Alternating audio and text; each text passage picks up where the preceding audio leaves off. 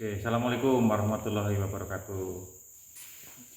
Hari ini kita akan membahas mengenai terjadinya ledakan atau tenaga pada sepeda motor. Bagian-bagiannya adalah yang pertama adalah namanya piston. Yang pertama, piston ini ada fungsinya adalah sebagai tempat terjadinya pembakaran. Yang kedua adalah membantu terjadinya kompresi di ruang bakar. Yang dimaksud dengan ruang bakar adalah ruangan antara tempat valve di sini dengan piston. Nah, itu ya. Ini yang disebut dengan ruang bakar. Ini adalah yang terjadinya pembakaran. Berikutnya, piston ini terdiri dari 3 ring ya, 3 ring. Yang pertama adalah ring kompresi 1 dan ring kompresi 2. Kemudian ada ring oli. Ring kompresi 1 dan ring kompresi 2 ini fungsinya adalah membantu terjadinya kompresi di ruang bakar bersama-sama dengan piston. Yang kedua adalah pendinginan, membantu terjadinya pendinginan dengan cara menghubungkan panas yang terjadi di piston ke silinder blok ya. Kemudian di silinder blok ada sirip-siripnya, didinginkan dengan sirip-sirip ini dengan bantuan udara. Yang berikutnya adalah ring oli. Ring oli ini fungsinya adalah membantu terjadinya pelumasan di silinder blok ya, ini ya, silinder sini.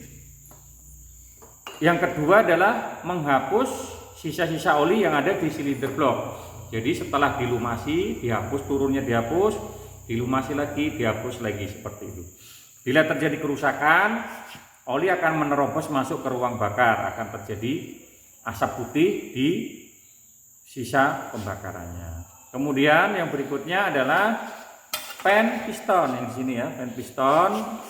Pen piston ini fungsinya adalah menghubungkan piston ke connecting rod. Kemudian connecting rod atau stang piston.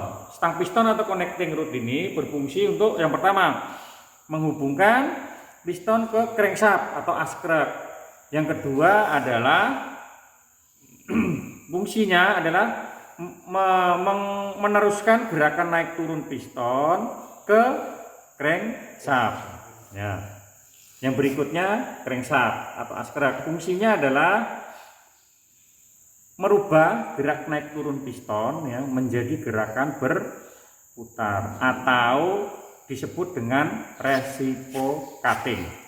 Jadi setelah ingin terjadi ledakan naik turun, terjadinya naik turun akan dirubah ke crankshaft ini menjadi gerakan berputar, diteruskan ke di sini nanti ada yang menggunakan kopling manual, ada yang menggunakan kopling otomatis.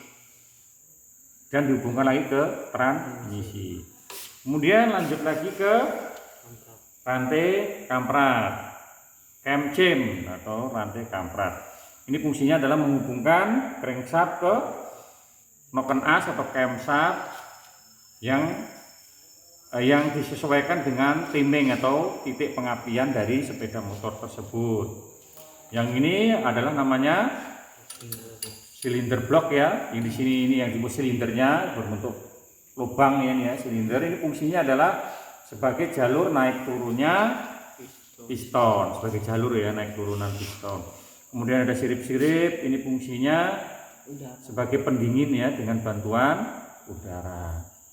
Lanjut lagi ke sini, ini namanya silinder head ya. Satu set ini namanya silinder head ya. Silinder head ini untuk 4 tak. Ada beberapa item yang nempel di sini ya. Yang pertama adalah yang dari atas dulu ada rocker arm ya, ini ya, rocker arm atau pelatuk.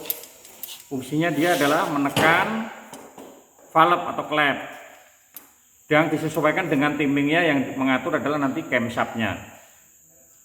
Kemudian ada spare klep atau retaining spring valve. Ini fungsinya adalah menjaga agar klep ini tetap tertutup rapat. Yang berikutnya ini adalah klep atau valve. Yang besar ini namanya valve intake valve, yang kecil namanya exhaust valve. Bahannya biasanya ini lebih lunak dibanding dengan exhaust. Kalau exhaust biasanya lebih keras dan lebih kecil. Fungsinya valve intake valve ini adalah membuka dan menutup jalur campuran bahan bakar plus udara masuk ke ruang bakar. Exhaust valve fungsinya adalah membuka dan menutup jalur sisa pembakaran ke knalpot. Ya, berikutnya adalah ini lubang busi, tempat busi atau spark plug ya. Untuk spark plugnya atau businya fungsinya adalah untuk memercikkan bunga api di ruang bakar. Yang ini namanya manifold. Manifold ini jalur masuknya bahan bakar plus udara ke ruang bakar. Demikian penjelasannya. Terima kasih. Assalamualaikum warahmatullahi wabarakatuh.